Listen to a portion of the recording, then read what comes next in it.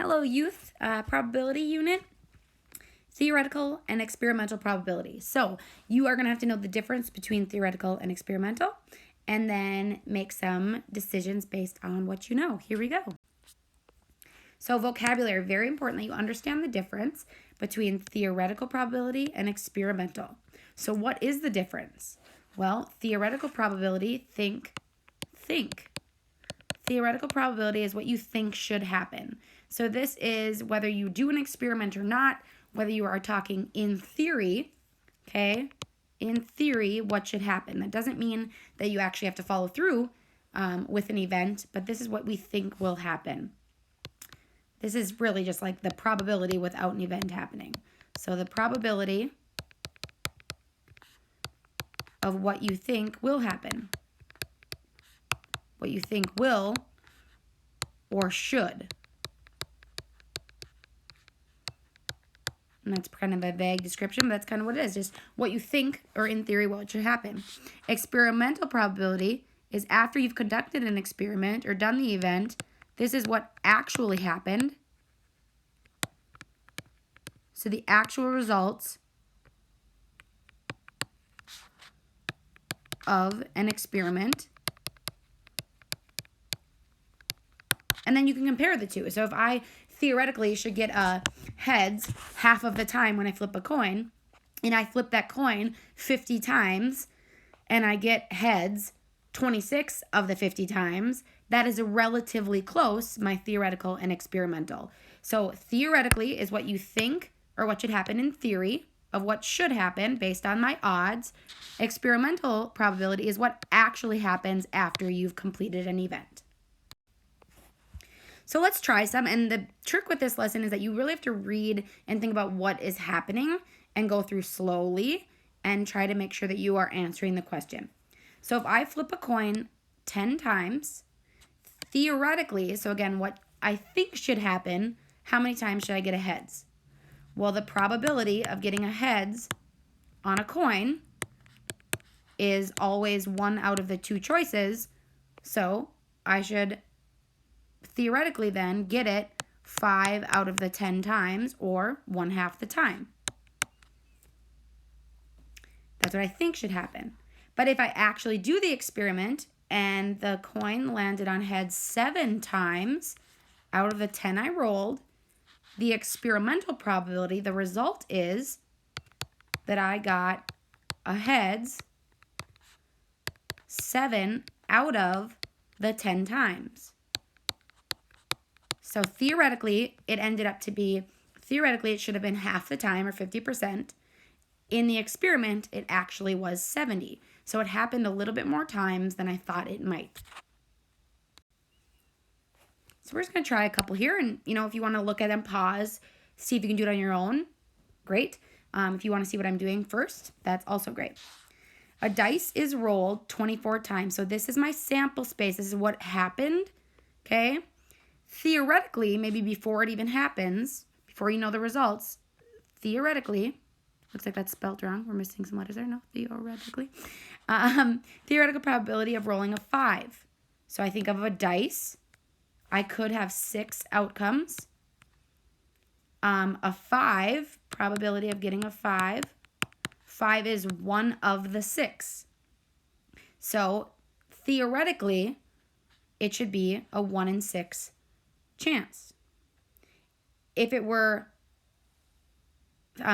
theoretically then 1 in 6, you could say I would get 1/6 of 24, right? Times 4 there. So that should be 4 24ths. We'd think that I'm going to get it 4 times because the probability is 1/6. Experimentally, if it actually happens, this is where you have to be careful because a lot of numbers show up. It says if a 5, so that's what they're talking about, was rolled, and this is the number of times it was rolled. If a 5 is rolled 8 times, what is the experimental probability? So what actually happened? That means it was rolled a 5, actually was rolled 8 out of the 24 times. Those share a factor of 8. So experimentally, what actually happened was a 5 was rolled 1/3 of the time, which is different than what I expected in my theoretical. In the above experiment, what is the experimental probability of not rolling a 5? So again, this is what actually happened, not what I think is going to happen.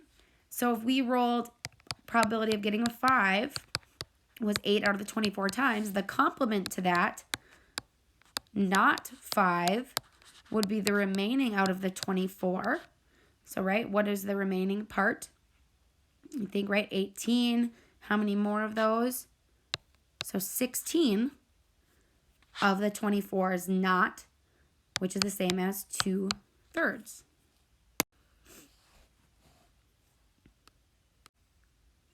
Okay, so if a spinner, this spinner on the right, is spun 40 times, so that's like if you do an experiment, that's how many times you're spinning it. But then it asks, what's the theoretical probability of landing on a 2? So again, the experiment, how many times doesn't necessarily matter right now. On the spinner, we need to think, well, I see that we're looking for the probability of getting a 2. There are 4 total outcomes. One of those sections is a 2. So theoretically, I should get a 2, 1 out of the 4 times.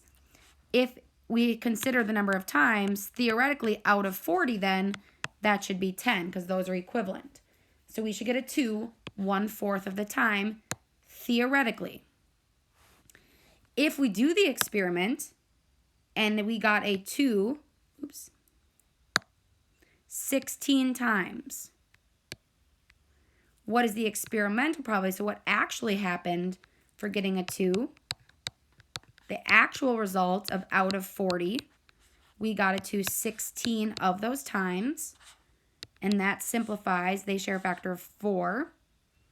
And they also share a factor, so let's see, they share a factor of 8 also. So that's 2/5. Okay, so we went from, theoretically, it should have been 25% getting a 2, and we actually got it 40% of the time. What we thought should happen, what actually happened. Experimental versus theoretical. So here we have a graph, spinner results, that show they have 3 equal sections, and it was spun 60 times in an experiment. So that actually happened. So we want to know what is the actual results, the actual probability of spinning a red. So we see that red was 24 outcomes. Well, to figure out what the total is just 30? No, we'd have to add up all of the total outcomes. So we would add 21 and 24 is 50. No, it's not 50, 45 plus 15, so that's a total of 60. So it actually happened 24 out of the 60 times. We can divide those both by 4 to start. Oh, we can divide them both by 60, or 6, I mean. They share a factor of 6 for 4/10. Oh, they share another factor. Oh, they shared 12. I could have done that. Divided by 2, 2/5. So red happened 40% of the time. So now it says compare the experimental probability found to the theoretical. So we already found that the experimental probability of red was 2/5. Theoretically, if there were 3 equal spinners, like it said, equal sections, red should happen 1/3 of the time. So what we could say is the experimental probability happened slightly more frequently than what we would have expected in our theoretical of 1/3. So 40%, it happened slightly more than we would expect. Okay, so this is predicting future events using probability. We could use our proportion knowledge for this. So here we have a table that shows the streaming data for video genres from customers. So last year's selections are shown on the table, and it says, what's the probability that a person streamed comedy? So what we know is that we're looking for comedy, and what we can tell is that we know how many total outcomes are comedy, 580. But to be able to compare that, we need to know the total number of customers. So we have to add, right? We always need to know a total possible. So let me add these here. I see, let's add them straight down. We have 0. 8 and 7 is 15 plus 5, 20, 8, 13, 16, so 2,000. I think that's right. 2,000. So then to compare those, simplifying our fraction, right? So they share a factor of 10, so we can get rid of that right on the end, divide by 10. And then it looks like they're both even. So then I could get divided by 2, 29 hundredths. Okay, so about 29 out of every 100 people might select comedy. So that's what you can just do to find that simple there. Using your proportions, if it says, thinking if we're using the same data, the likelihood that 5,000 customers, there's my dog whining, how many would select drama? So right now we can tell that the probability of drama, there are 450 out of the 2,000. We're kind of like, well, what would that be? The same as setting up your proportion, how many out of 5,000 would that be? So you can use that to do cross products and solve.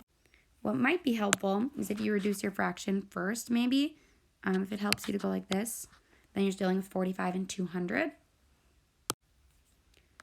So you can work across. Or you could simplify, and another way, you could do cross products, or you could figure out what this is simplified and know that that should be that percent of your total. So that's another option too. So you have a couple choices. Figure out this as a percent and multiply that by your total. A couple options. So I'm going to have you include this on your ending slide and see what you get. So just a quick little recap before the ones that I want you to submit. Theoretical probability is what should happen. Without doing an experiment, what do we think should happen before anything happens? And then experimental, what actually happens. What should happen, what actually happens. Think, do. The higher the number of experiments, the closer the theoretical and experimental probability will likely be. Right? If I roll a dice once and I don't get the number I'm looking for, well, that makes sense because I had 1 in 6 chance. If I roll my dice 100 times, it's more likely that those numbers will align. So this is really important to understand. The more often you do an experiment, the closer the results should be. So this is where I want you to pause and I want you to try these and submit them, and then I'll post the answer key later on so that you know that you did them correctly. But make sure you read. It tells you how many times theoretically, remember, theoretically happens. The experiment really doesn't matter until it asks you about what happened in the actual experiment. So theoretically, what you think should happen, experimental probability, what actually happened. So be careful there. Same thing for number 2. Just make sure you read and use your clues, and I can't wait to see your work and see what you're thinking. Have work, not just answers. Don't forget to upload your notes, and have an awesome day.